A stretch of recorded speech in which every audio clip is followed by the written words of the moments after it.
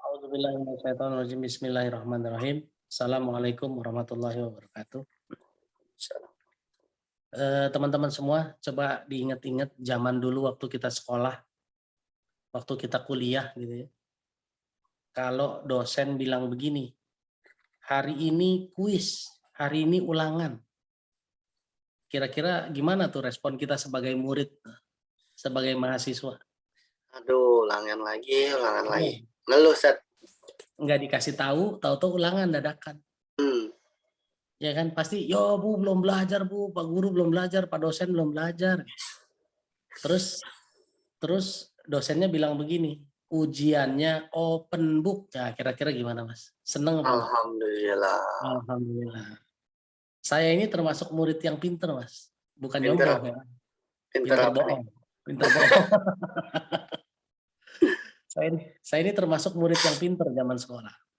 Tapi kalau guru udah bilang ujiannya open book, ulangannya open book, saya juga nggak pernah tuh terlalu percaya diri mengandalkan hafalan saya, mengandalkan kepintaran saya tetap ikut open book karena itu fasilitas kan, benar nggak?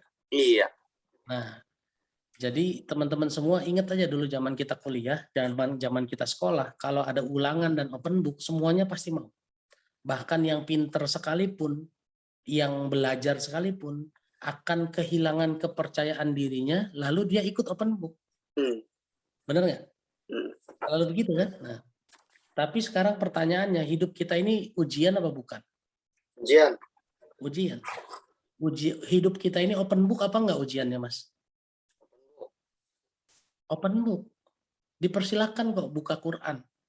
Silahkan, dapat ujian apa, silahkan buka Quran. Tapi umumnya kita terlalu percaya diri ngandelin otak kita, ngandelin akal kita buat menjalani hidup ini. Padahal Allah sudah jamin hidup di dunia itu mudah. Mudah. Nih ya, coba. Saya yakin teman-teman semua tahu surat apa, ayat berapa. Walladzi ja'ala lakumul ardo zalula famsu fi manakibiha wa kulu mir rizqi wa ilaihin nusur. Surat apa, ayat berapa? Surat Al-Mulk, Set. Ayat berapa ya? Nah, itu ayat 15, Mas. Coba dibaca dulu. Masya Allah.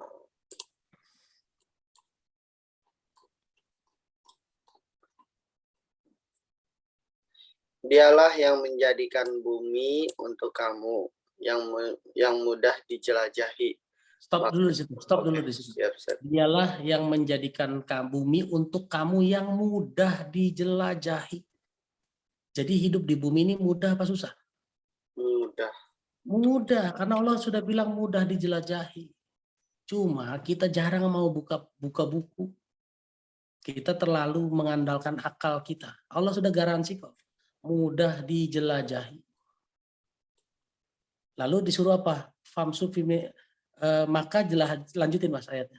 Maka jelajahilah di segala penjurunya dan makanlah sebagian dari rezekinya. Oke, itu poinnya. Karena mudah disuruh jalanin, kata Allah, jalanin. Dan rumusnya kalau mau mudah, wa kulu mir rizki, makanlah yang direjekikannya. Ini artinya dan makanlah sebagian dari rezekinya. Ini bisa dua arti loh Mas. Dua hikmah yang diambil. Pertama, kalau nyari rezeki di dunia nggak usah rakus-rakus banget. Sebagian aja udah cukup kok gitu. Kalau udah dapet ya bersyukur aja dulu. Kalau kita nggak bersyukur, kalau kita maunya banyak dan nggak pernah puas-puas, hidup jadi susah. Bener nggak Mas? Iya. Nah, bagaimana hidup ini bisa mudah dijalani kalau kitanya rakus? Semuanya mau kita ambil. Padahal kalau mau hidup mudah, gampang. Makanlah sebagian dari rezekinya. Yang sekarang sudah dapat, ambil aja, nikmati aja. Mudah kok. Yang kedua, ini bisa arti yang kedua begini nih hikmahnya. Makanlah yang direjekikannya. Jadi yang bukan rezeki kita jangan dimakan. Benar kan? Ya nggak? Kita akan mudah menjalani hidup ini di bumi ini kalau kita makan rezeki kita sendiri. Bukan makan rezeki orang. Benar nggak Mas? Sepakat.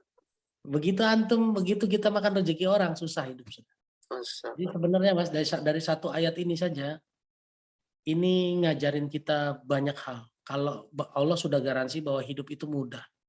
Bagaimana hidup bisa mudah? Asal kita makannya sebagian saja, secukupnya saja, nggak usah rakus-rakus banget, dan yang kita makan adalah rezekinya kita, bagiannya kita. Siap. Jangan makan bagian orang. Kalau makan bagian orang, insya Allah nanti hidupnya susah. Astagfirullah. Ini satu ayat aja, satu ayat ini aja yang mau saya ceritain ke teman-teman semua. Kenapa? Karena Allah sudah garansi hidup itu mudah. Asal mau buka Al-Quran. Al-Quran ngasih tahu, contekannya ngasih tahu ke kita. Gimana cara hidup mudah? Kalau kita makan rezeki kita sendiri dan sebagiannya yang kita dapat. Lihat orang-orang kaya itu yang pengen menguasai semua. Pada akhirnya dia susah sendiri kok. Hidupnya perlu bodyguard. Kemana-mana harus pakai bodyguard.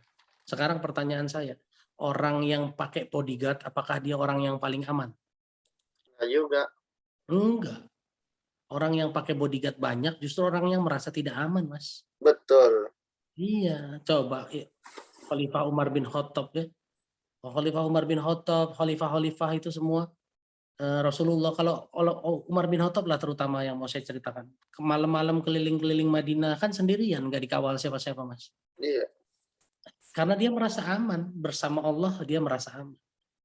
Coba kalau bos-bos besar itu, bodyguardnya 4, privacy sudah tidak ada. Kenapa? Karena di mana-mana ada bodyguardnya.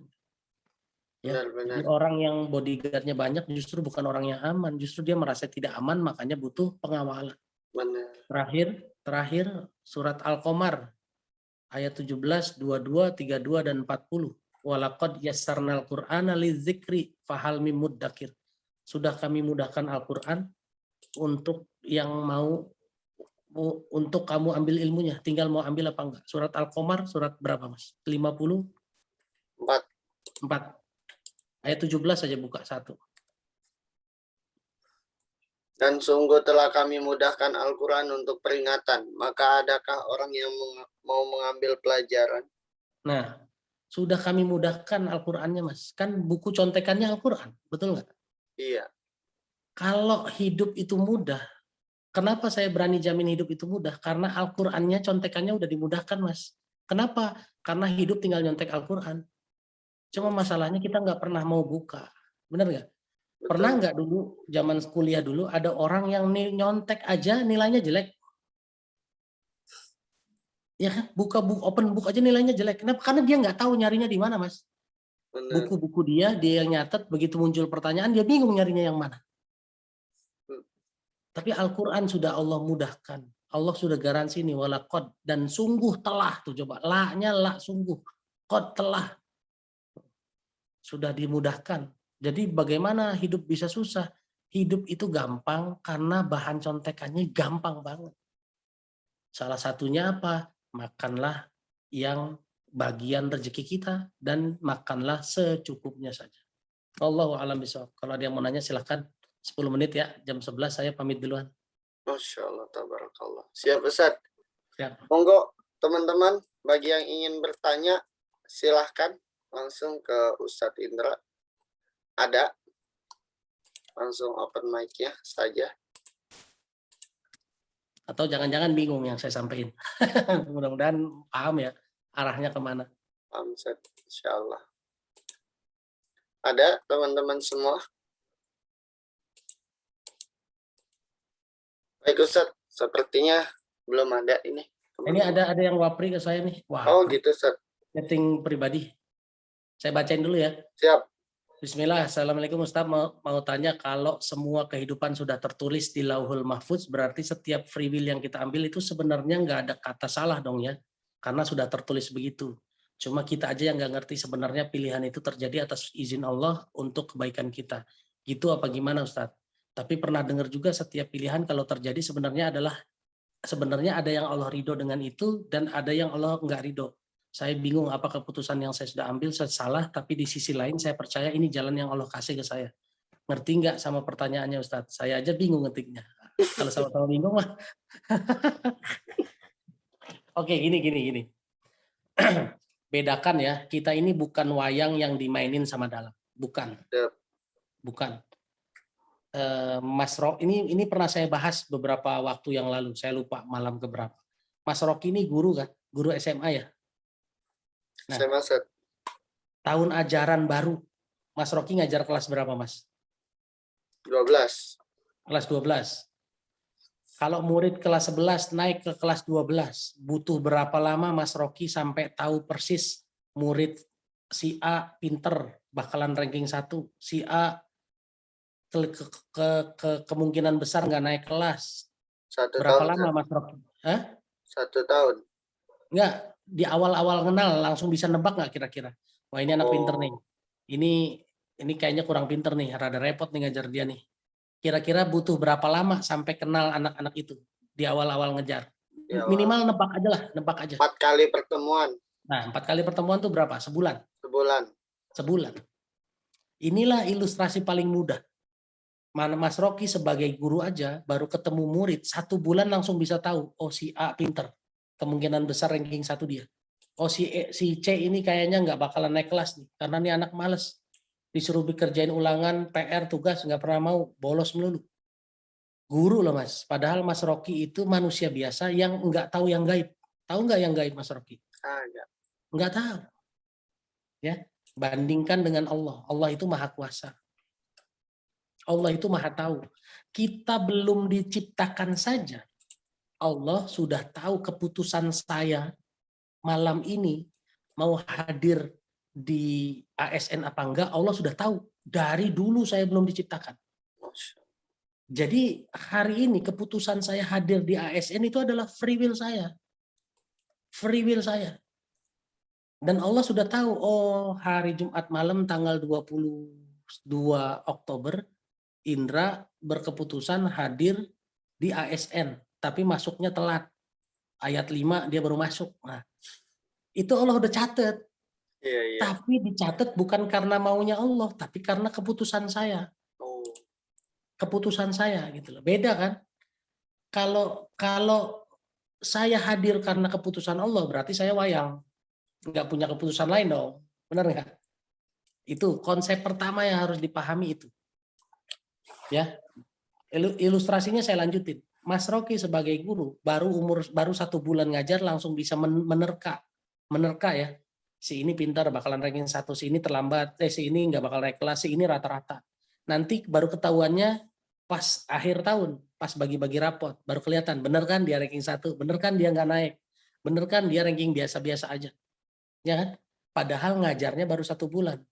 Prediksi 1 tahun ke depan, Mas Rocky udah bisa tahu. Ya, nah Allah itu maha kuasa. Kita belum diciptain, Allah udah tahu nanti. Mas Rocky diciptakan umur sekian, nanti di umur sekian dia akan memilih si istrinya yang namanya Dayang Indah Maulidia jadi istrinya. Ya kan? Padahal kan pilihannya antum bisa milih yang lain, Mas. Antum bisa pilih yang lain kan? Gitu loh. Nah, yang kedua ada konsep Allah ridho dan tidak ridho. Oke, betul. Allah ridho sama orang-orang beriman. Makanya kalau orang beriman hampir kepleset, dia akan lindungi. Dia akan lindungi. Jangan sampai kepleset. Buktinya siapa? Siti Maryam. Setelah dia menjaga kesuciannya sekian lama, lalu dia membenarkan yang diberikan oleh Allah ke dalam tubuhnya tanpa disentuh suami, dan dia sabar menerima itu sampai 9 bulan dan melahirkan. Begitu melahirkan di surat 19 ayat 23, dia kan ngeluh, mendingan gue mati aja dah, kan begitu ngomongnya. Tapi Allah selamatkan, karena Allah bilang innallaha la yudhi'u ajral mu'minin. Allah tidak akan pernah menyia-nyiakan amal orang beriman. Inilah bukti pertolongannya Allah. Kalau kita beriman, begitu Siti Maryam membuat keputusan yang salah atas pilihannya sendiri, diselamatkan sama Allah. Diselamatkan gitu loh. Nabi Yunus juga membuat keputusan yang salah kan? Apa? Meninggalkan kaumnya dalam kondisi marah. Masya Allah. Akhirnya dicemplungkan ke laut. Tapi kan diselamatkan sama Allah. Begitu dia bikin keputusan yang benar. Apa? Bertobat 3 hari doang loh Mas. Ya kan? Coba, kita juga kan punya keputusan yang sama. Begitu kita kecemplung ke dalam masalah, kita punya keputusan yang sama. Mau apa? Mau tobat apa mau tetap maksiat? Kita mau pilih yang mana? Gitu ya. Jadi kita ini bukan wayang yang dimainin Allah, bukan. Kalau kita ini wayang berarti Allah nggak adil. Berarti udah ditakdirin dong. Oh, Rocky masuk surga, Indra masuk neraka. Mau ngapain kita ngumpul-ngumpul ASN malam begini kalau udah ditakdirin begitu? Benar. Ya kan? Nah, Ya, kita Ustaz. ini punya free will, kita ini punya keputusan bebas. Dan Allah tahu keputusan kita apa, meskipun kitanya belum diciptakan. Kan Allah Maha Kuasa. Allahnya Maha Kuasa. Itu ya. Jadi harus dibedakan mana yang sudah dicatat, mana yang belum dicatat. Mana yang sudah dicatat. Yang sudah dicatat dari awal tuh kodok. Sesuatu yang akan mendatangi kita, sesuatu yang akan menimpa kita. Kodoknya Allah yang bikin. Respon kitanya itulah free will kita. Ya. Nah, begitu kita mengambil keputusan yang A apa yang B, itulah jadi kodar. Itulah yang akan dihisap nanti. Itu. Semua itu tetap atas free will kita. Makanya yang punya free will cuma satu. Siapa? Manusia. Malaikat nggak punya free will. Kenapa? Malaikat terpaku sama satu aturan apa? Yaitu taat sama Allah, nggak bisa membantah. Yang kedua, iblis. Iblis juga cuma nggak punya free will. Apa? Menentang Allah, ngajak orang ke kesesatan. Tapi manusia kan bisa punya dua. Mau taat silakan, mau maksiat terserah. Ya, ini kita suruh milih sendiri. Binatang punya free will apa enggak, Mas? Kebebasan punya, Nggak Ustaz. punya. Oh, nggak punya, Ustaz. Binatang nggak punya free will. Dia jalanin standar begitu aja sudah. Ya Iya. kan? Makan, tidur, kawin, mati. Beranak, selesai begitu doang. Bisa nggak dia nolak, ya Allah hari ini saya nggak mau makan rumput, sapi misalnya gitu. Mogok, ya Allah saya nggak mau makan rumput, saya mau makan pizza. Bisa nggak deh? Nggak Kagak. bisa, nggak bisa. Itu bukti bahwa binatang nggak punya free will. Malaikat nggak punya free will. Setan nggak punya free will. Karena mereka hanya melakukan satu kegiatan saja. Apa? Malaikat cuma bisa taat, setan cuma bisa ngelawan, binatang hanya bisa mengikuti ritmenya dia saja sudah. Yang bisa ngebantah, yang bisa nurut cuma satu, siapa? Manusia. Iya. Allah alam bisawab. Allahu a'lam bishawab. Baik. Jazakallah khair, Ustaz, atas jawabannya. Sebenarnya ini ada pertanyaan lagi, Ustaz. Lanjut. Coba nggak apa-apa, masih ada 3 menit. Baik. Ustaz, saya pernah diajarkan ketika kita punya masalah, saya suruh bayangkan masalah tersebut sambil membuka ayat Al-Qur'annya. Dan ketika tersebut benar, Ustadz, pas saya buka itu benar sesuai dengan ayat yang dibukanya gitu, Ustadz. Ya. Betul. Auzubillahi minasyaitonirrajim. Bismillahirrahmanirrahim. Saya juga pernah diajak begitu. Alhamdulillah, kalau Allah berkehendak kalau Allah mengizinkan kita ngobrol sama Allah, ya yang namanya ngobrol sama Allah itu lewat Al-Qur'an, Mas. Masya Allah. Lewat Al-Qur'an. Jadi mau ngobrol sama Allah, ya Allah saya ini punya masalah, kira-kira jawabannya apa? Ya buka sembarangan, pilih tegar. Cuma banyak orang yang begitu baca ayatnya dia bingung sendiri, Mas. Maksudnya apa ya gitu. Dulu pernah ada orang Bekasi datang ke saya, jauh-jauh dari Bekasi, kantornya di Jalan Mercedes-Benz Gunung Putri, jauh-jauh ke Cibubur nemuin saya, Mas. Kenapa? Karena begitu dia buka Al-Qur'an, ayatnya itu tentang amanah memegang uang. Gitu loh. Bendahara, ayat surat Yusuf, jadikanlah aku bendaharawan negeri, ayatnya yang itu. Ya, dia bingung, loh kok saya masalahnya di sini ya, apa ya gitu loh. Datang jauh-jauh ke saya, Mas. Begitu saya bilang gini, Bapak, terus saya tanya, Bapak ada ngurus duit masyarakat nggak? Iya, saya ada ngurus duit masyarakat, duit musola. Ah, iya, berarti ada masalah di situ tuh, saya bilang gitu. Loh, saya nggak pernah masalah, Pak, katanya. Bapak pernah pakai nggak duitnya? Pernah, saya pakai. Nanti gajian saya ganti. Nah, itu nggak boleh, saya bilang gitu. Jangan mentang-mentang punya gaji bulanan dan kita pegang saldo. Saldonya dijadiin satu ke rekening kita, lalu kita pakai dulu, nanti ganti lagi. Itu nggak boleh kayak begitu. Tetap nggak boleh. Nggak boleh. Harus punya rekening sendiri terpisah. Harus rekening terpisah, nggak boleh dipakai. Nah, jadi dia tuh ternyata selama ini memegang saldo musola itu dengan cara demikian. Uang musola dijadiin satu ke rekeningnya dia. Jadi kalau dia ngambil duit, ya kan nggak tahu itu yang keambil duit musola apa duit dia, karena nyampur. Benar. Ya, jadi nggak bisa dibedain lagi. Udah pisahin aja. Kalau Bapak terusin kayak gini, Bapak nanti kena masalah. Gitu. Alhamdulillah dia rubah sekarang. Sekarang dia punya rekening sendiri untuk musola dan jauh lebih baik hidupnya. Masya Allah. Allahu a'lam bishawab. Jadi memang betul kok itu. Silakan lakukan itu karena itu cara kita berkomunikasi sama Allah. Masya Allah. Allahu a'lam bishawab. Mau tahu Allah berkomunikasi apa kepada kita, buka Al-Quran gitu ya, Ustaz. Betul, betul. Dan syaratnya, Mas, syaratnya orang kalau antum sudah jadi bos, sudah jadi pemimpin, butuh orang yang buat ngatur duit, megang duit. Syaratnya itu surat 12 ayat 55. Coba buka.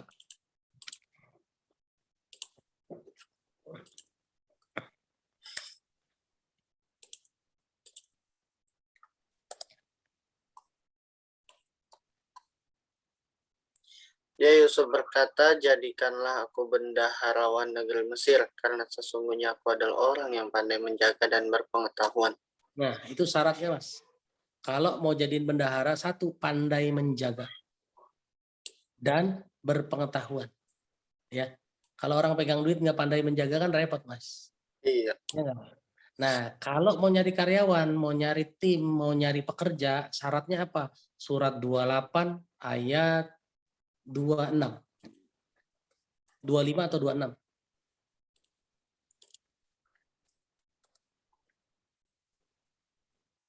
Ini Ustaz. Ya. Dan salah seorang dari kedua perempuan itu berkata, wahai ayahku, jadikanlah dia sebagai pekerja pada kita. Sesungguhnya orang yang paling baik yang engkau ambil sebagai pekerja pada kita ialah orang yang kuat dan dapat dipercaya. Nah, kalau mau nyari tim, nyari karyawan adalah orang kuat dan dapat dipercaya. Ini standar nih, Mas. Kalau nanti punya perusahaan, punya kantor, punya bisnis, kalau mau jadi karyawan cari yang kuat, jangan cari yang apa-apa sebentar-sebentar sakit gitu loh. Ya kan? Bentar-bentar sakit ente pusing sendiri nanti. Ya kan? Bukan berarti kita mendiskreditkan yang sakit. Nanti kalau yang badannya nggak terlalu kuat, tempatkan di tempat yang cocok sama dia gitu. Gitu. Jadi ini ada standarnya, Al-Quran udah ngajarin semua. Jadi mudah nggak jalanin hidup? Mudah. Mudah banget, Mas. Allahu a'lam bishawab. Allahu a'lam bishawab. Baik, teman-teman sekalian, alhamdulillah tadi telah bersama kita dengarkan kajian Quran dengan Ustadz Indra. Semoga hidup kita semakin pasti insya Allah lebih mudah lagi dengan adanya kita membuka Al-Quran. Amin ya rabbal alamin. Baik teman-teman, mohon izin untuk bisa mendokumentasikan sesi ASN di episode 95 ini.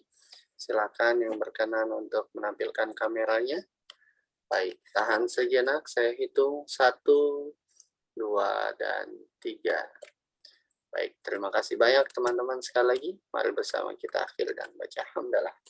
Alhamdulillah, Rabbil Alamin. Subhanakallah. Subhanakallahumma wa bihamdika, asyhadu an la ilaha illa anta